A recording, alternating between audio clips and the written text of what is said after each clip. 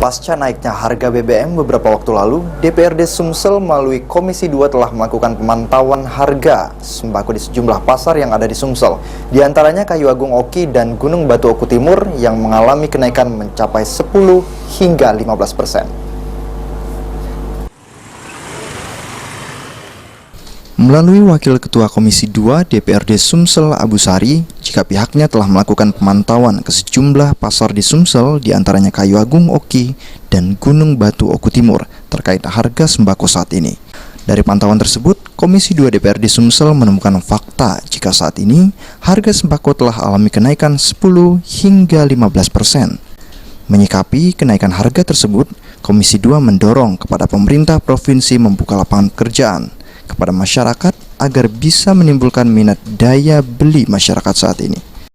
Harga sembako teratasi tidak lain tidak bukan tentang lapangan kerja. Jadi sebaiknya pemerintah Provinsi Sumatera Selatan ya melalui PTSP segeralah untuk membawa para investor yang bisa berusaha di Provinsi Sumatera Selatan, yaitu dengan caranya membuka lapangan kerja. Dengan adanya pekerjaan, lapangan kerja, otomatis masyarakat bisa membeli sembako-sembako yang dibutuhkan. Saat ini di masyarakat sendiri kenaikan harga sembako saat ini telah menimbulkan keresahan, khususnya kalangan emak-emak, hingga perlu adanya perhatian serius dari pemerintah untuk mengatasinya. Firman Hidayat, PAL TV.